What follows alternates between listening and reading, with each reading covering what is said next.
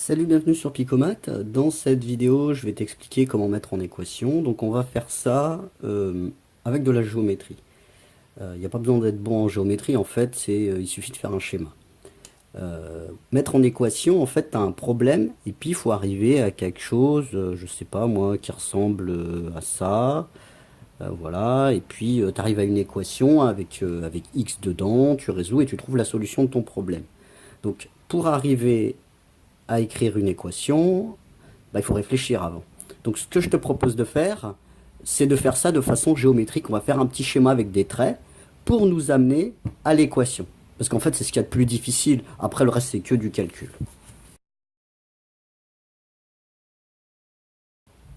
Dans ce premier exemple, on va mettre en équation avec la méthode que je t'ai indiquée. Il y en aura 3 dans cette vidéo. Donc avec un billet de 20 euros, on achète 5 classeurs. Le commerçant rend 7,75 €. Quel est le prix d'un classeur? Donc ça, c'est la question. Notre inconnu, ça va être le prix du classeur. Donc nous, ce qu'on va faire, on va représenter le prix du classeur qu'on ne connaît pas par un segment comme ça, par un trait. Voilà, pas très compliqué. Et le but, c'est d'arriver à avoir, pour schématiser la situation, avoir 2 traits de même longueur. Le but, c'est d'arriver à ça. Ça n'a pas l'air très compliqué, en fait, ça ne l'est pas du tout.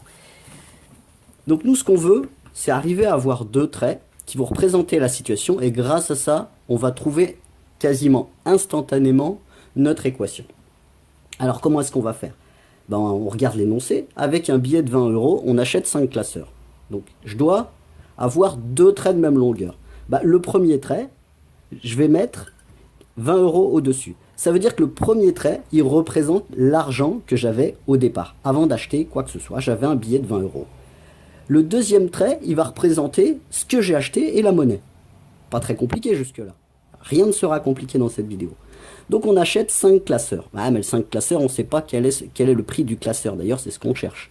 Tout à l'heure, je t'ai dit qu'on allait représenter le prix du classeur par un petit trait, comme ça, un petit segment. Donc ce qu'on va faire, ici, sur mon trait, alors je vais peut-être tout agrandir. J'agrandis tout.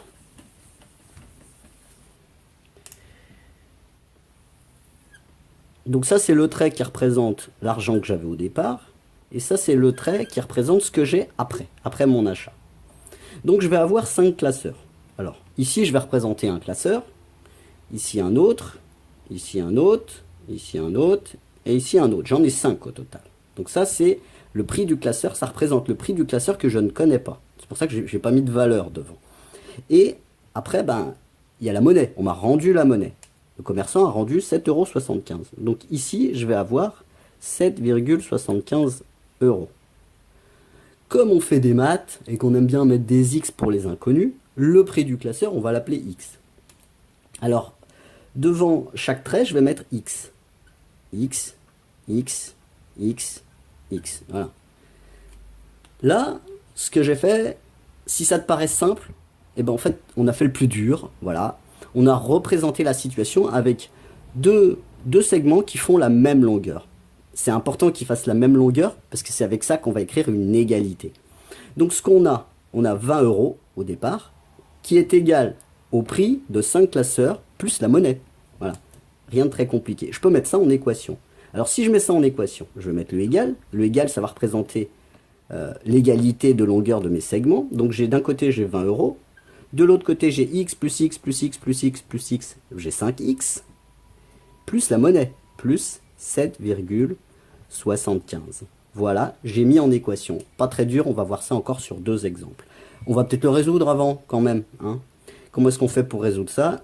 Nous, ce qu'on veut, c'est mettre x tout seul d'un côté. Alors, comment on va s'y prendre? On va faire ça ici. On va faire moins 7,75 de chaque côté. 20 moins 7,75 est égal à 5x. Alors, on va essayer de faire ça de tête. Alors, 20 moins 8, 12. J'ai trop enlevé, donc ça va faire 12,25. 12,25 est égal à 5x. Après, je vais tout diviser par 5.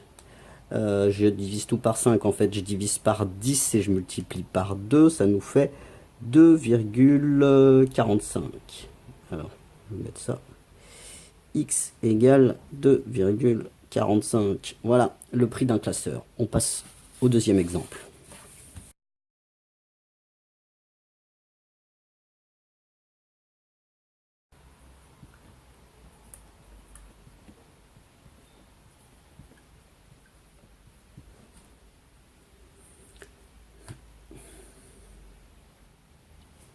Bon, on va faire comme tout à l'heure. On va tracer deux segments égaux, et puis ils devront représenter quelque chose qui a trait au problème. Voilà. Nous, ce qu'on essaie d'écrire, c'est une égalité. Qu'est-ce qu'on peut bien écrire comme égalité? On peut écrire là-dessus, sur notre schéma. On peut mettre ici, sur la première ligne, qu'il y a des élèves qui apprennent l'espagnol, d'autres l'allemand, et enfin, il y en a encore qui étudient l'italien. Et puis en bas, qu'est-ce qu'on mettra? Toute la classe. Alors, la moitié, donc là, je prends la moitié du segment, étudie l'espagnol. Je vais mettre ça, je vais mettre un E. Voilà, ça, c'est ceux qui étudient l'espagnol. Après, il y en a un tiers de tout ça, quelque chose qui serait par là, voilà.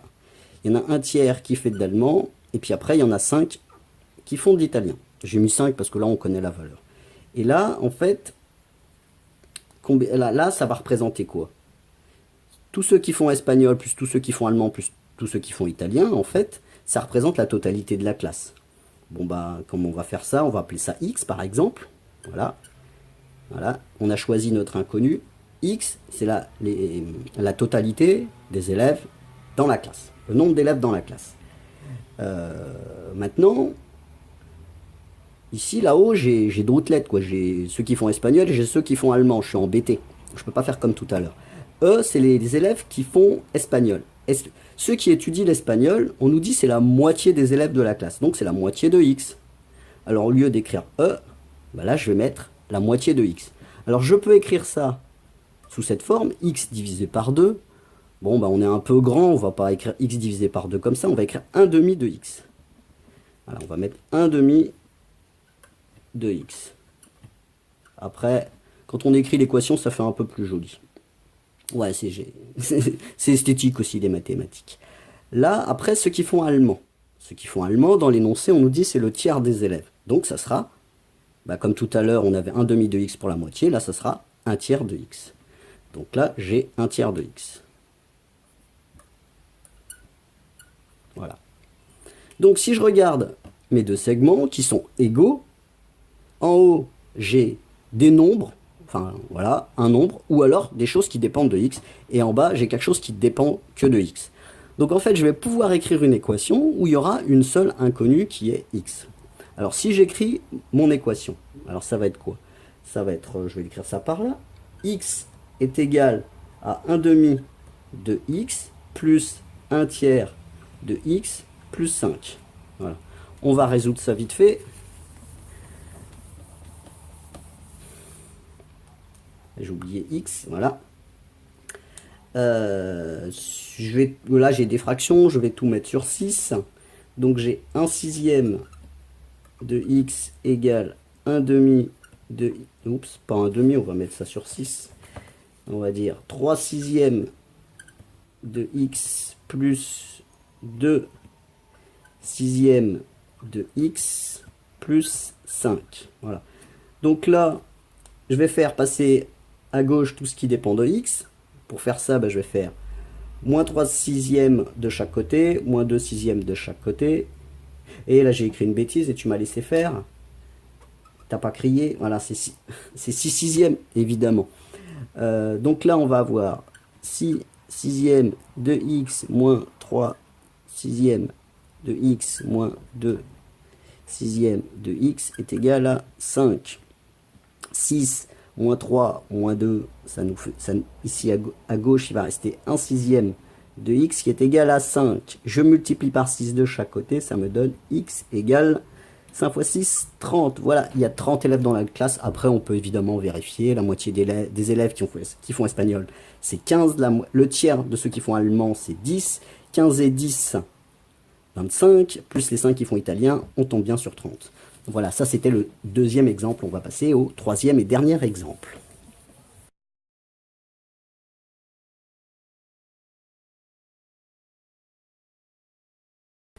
Alors cet exercice, ça fait partie des exercices qui sont assez classiques, c'est un partage qui n'est pas équitable. On a un père qui partage 1600 € entre ses trois enfants. L'aîné obtient 200 € de plus que le cadet. L'aîné c'est le plus grand, le cadet c'est celui qui vient après. Le cadet obtient 100 € de plus que le benjamin c'est le plus petit. Combien a reçu le benjamin, le cadet et l'aîné? Voilà, c'est un partage qui n'est pas équitable, mais le père avait sûrement ses raisons. Alors, on va faire la même chose que tout à l'heure. En fait, on va chercher à représenter la situation par deux segments qui sont égaux. Sur le premier segment, c'est facile. On va mettre quoi? On va mettre la totalité de la somme, 1600 €. Je mets 1600 €. En dessous, je vais mettre la part qu'a reçu le benjamin, l'aîné, et puis le cadet. Alors, on va peut-être les mettre dans l'ordre. On va mettre... Alors, l'aîné, il a reçu un peu plus. Alors, je fais pas ça à l'échelle, évidemment. Alors, ici, il y aurait l'aîné. Par là, il y aurait le cadet. Et par là, il y aurait le benjamin qui a reçu moins. Sauf que là, j'ai des lettres A, C, B. Mais moi, ce que je voudrais que des X. D'ailleurs, et puis je sais même pas quoi prendre pour X. Et ben, ce qu'on va faire, on va essayer de représenter A, C et B ailleurs, comme ça, on va réfléchir. Alors, si par exemple, je m'occupe du benjamin. Voilà. Le benjamin, mettons, il a reçu le petit segment qui est là. Ça, c'est le benjamin. Combien a reçu le cadet, celui qui est légèrement plus grand? Le cadet, il a reçu 100 € de plus. Voilà, 100. Donc le cadet, c'est ça.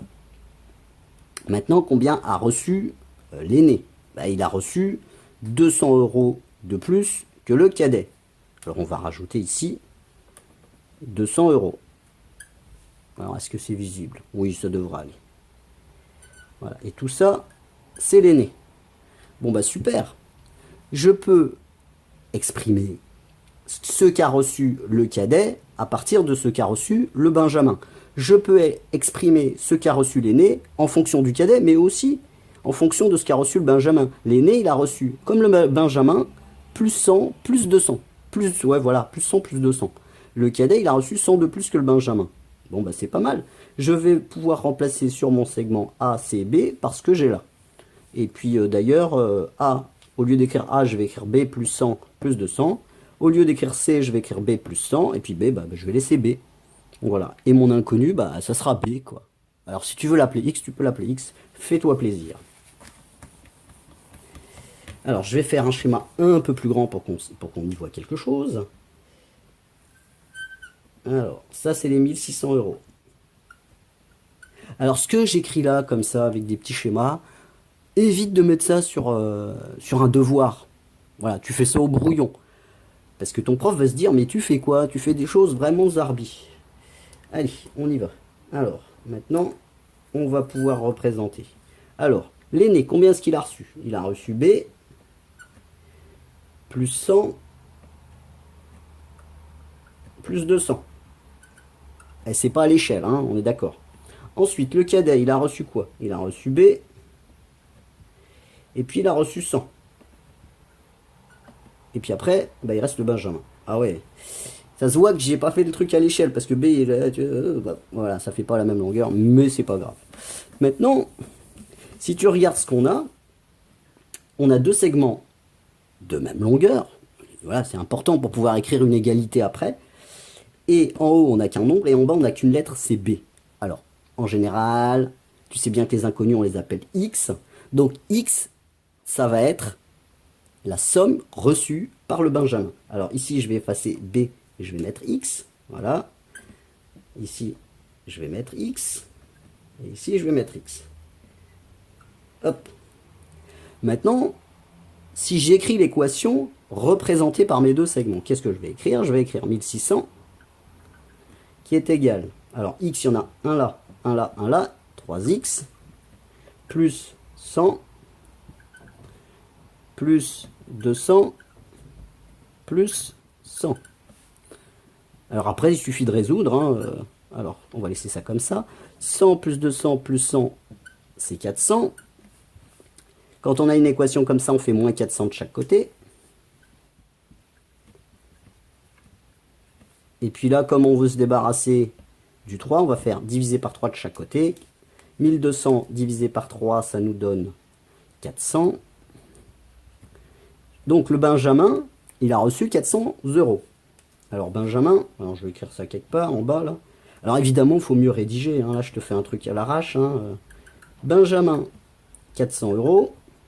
Le cadet, on sait qu'il a eu 100 euros de plus. Alors le cadet, il a eu 100 euros de plus, il a eu 500 euros. Et puis l'aîné, il a eu 200 de plus que le cadet. Donc l'aîné, il a eu 700 euros. Si j'ajoute tout ça, normalement, il faut que je retombe sur mes 1600, bien évidemment. Alors si je fais 700 plus 500, ça nous donne 1200. 1200 plus 400, ça fait bien 1600. Donc voilà, c'est tout pour cette vidéo. Je te dis à bientôt sur la chaîne. Ciao!